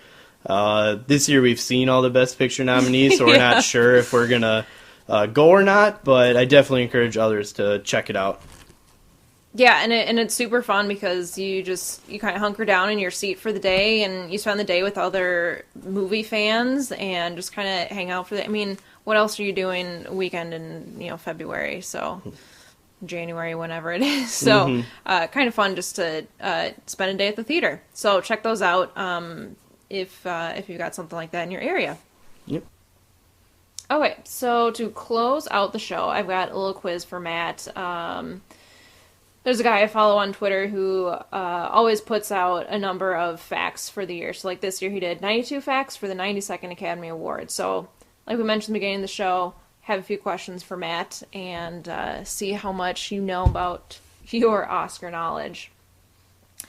So I will start here. I feel like I mentioned this one a little bit last night, so I didn't spend too much time on it.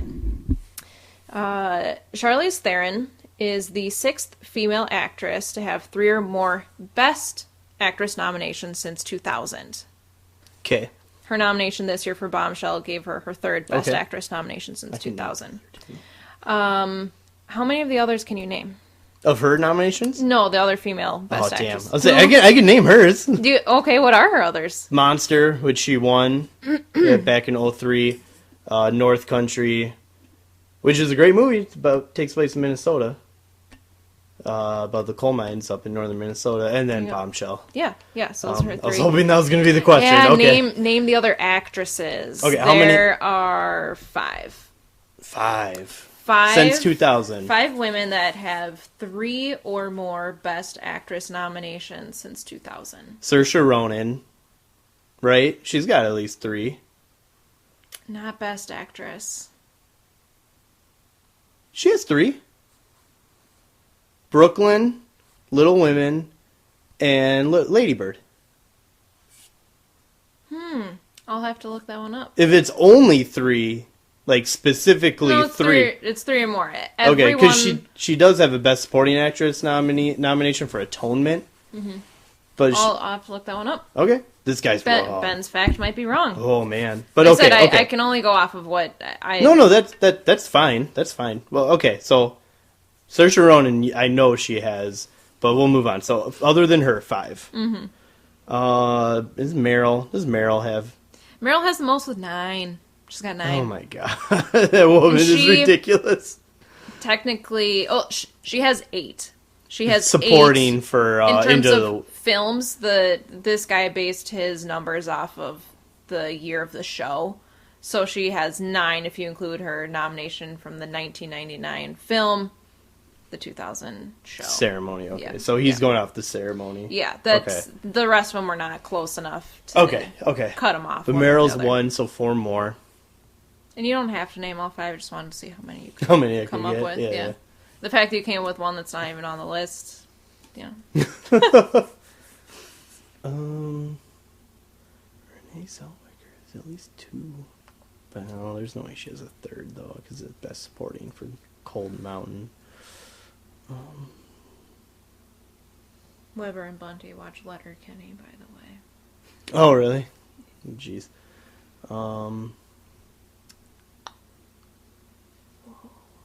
Luke Kuechly retired. Really? Holy shit. That's big. Luke Kuechly. Damn. Wow. Who are they? I only got 1 out of 5. So the others, at least according to Ben, are Cate Blanchett. I was wondering about her. Shit. I should have said something, but I was like, Elizabeth. I was thinking of the first Elizabeth, but that came out in 98, so... But then she played Elizabeth again. And she won for Blue Jasmine. Yep. And then she was nominated for Carol. Yeah. Shit. This one I feel like you might be a little upset with. Jennifer Lawrence. She's got... How many? 3? 3. Oh, I forget that she got nominated for Joy, because people didn't really think that was a good movie and worthwhile. But yeah, Joy... She won for Silver Linings Playbook. Yep. And then Winter's Bone. Where she just accidentally tripped up the stairs. Look, Yeah. I'm a normal person, guys. But Winter's Bone was her first one, right? Yep, yeah. exactly. We just watched a movie of hers the other night, Kate Winslet. She has 3 Best Actress nominations. The Reader, which she won for. Yep. Which I feel like she hasn't done anything since, except she did get a nomination for Steve Jobs a couple years ago. That was supporting. Yeah, but like I feel like she hasn't done anything since winning for The Reader. But yeah, Revolutionary Road. No, that was the same year as The Reader. Yeah. What were her other ones? Eternal Sunshine, Spotless Mind. That's a great movie. And then I've never heard of this one, Little Children. Oh yeah, you don't know that one? Is it a sequel to Little Women? No, it's her. She plays a mom, and then a new neighbor moves in. Patrick Wilson. Do you know who that is? No. You'd probably recognize him if Okay. you saw his face. Like, he's a new neighbor, and he moves in, and he has a kid, and so their kids become friends, and they're both married, and they start cheating. They start sleeping with each other and cheating on their spouses. And then Jackie, what's his name? Earl Jackie, you know who I'm talking about? Does that name sound familiar? He played Rorschach in the Watchmen movie. Oh, actually, Patrick Wilson was in the Watchmen movie, too. So there's a connection. But Jackie Earl Haley, he got a nomination for that movie, too. He plays a pedophile who lives near them, too. So anyways, moving on. And then the last one is Nicole Kidman. Okay. Well, it wasn't surprising. Lion. Wasn't Lion. That was supporting, right? No. Moulin Rouge. Rabbit Hole. Yeah, Rabbit Hole. Moulin Rouge. That was early. Yeah. That was pretty early. Um. And this was a big one. Oh, no, never mind. Big one. Ours. Yep, Ours. the Ours. She won for, right? Yeah. Yep. Okay, moving from actress to actor.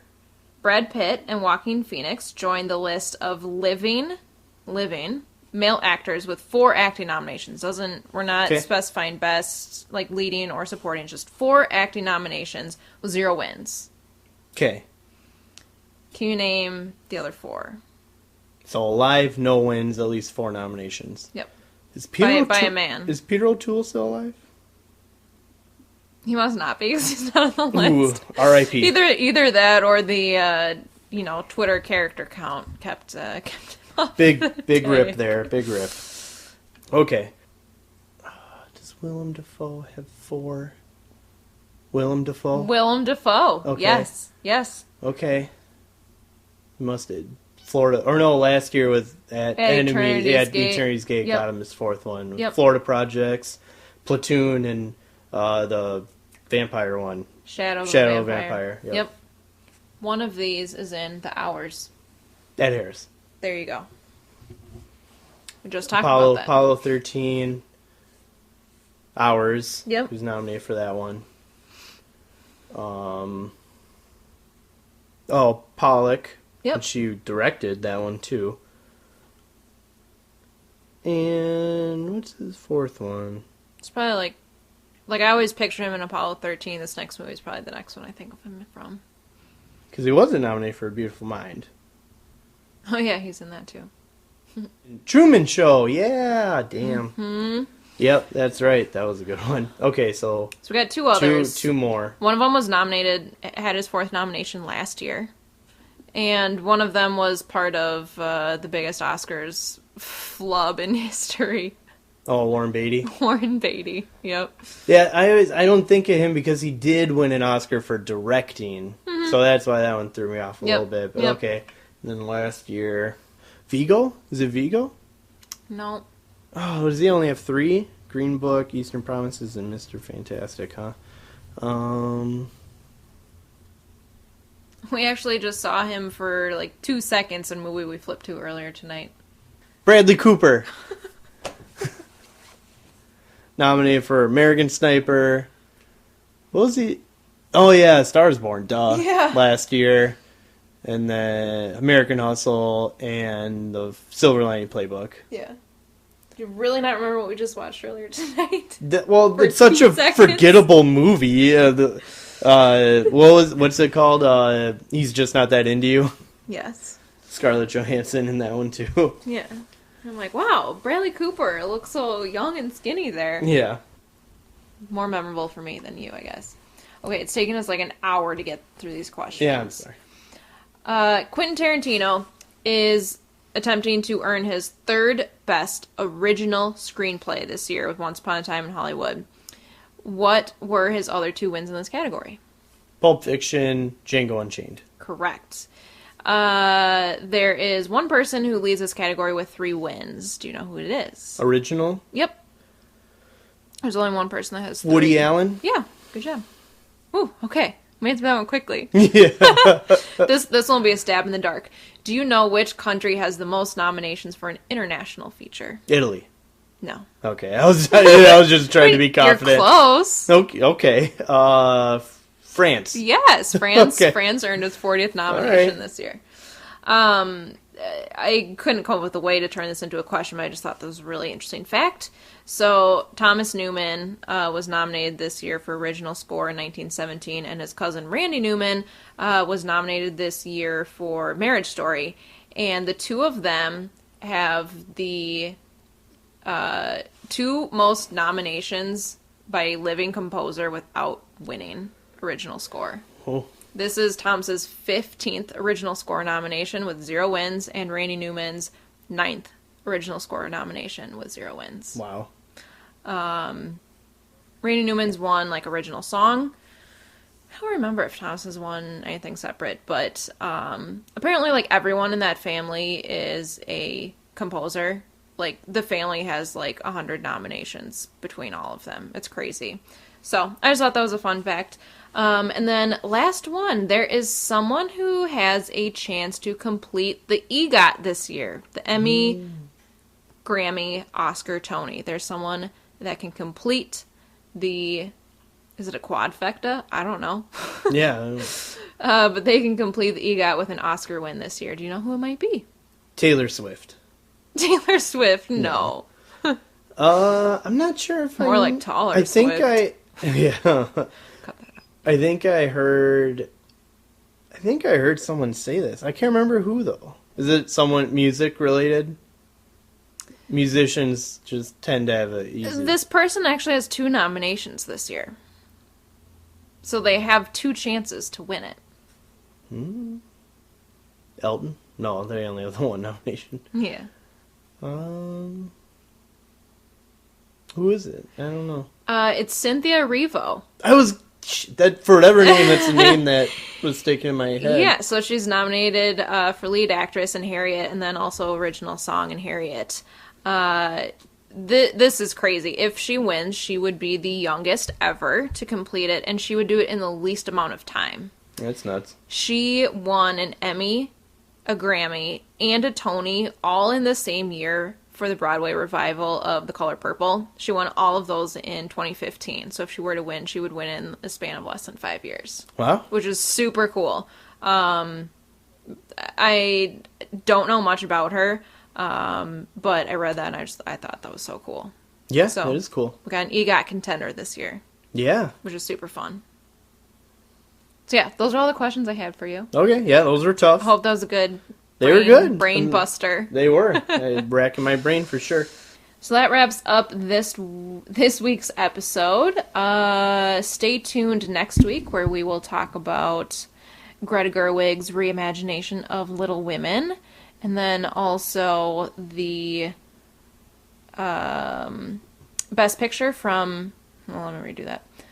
Stay tuned next week where we will cover Greta Gerwig's reimagination of Little Women and also the Best Picture winner from, is it 1993? The 1993 Best Picture winner, Schindler's List.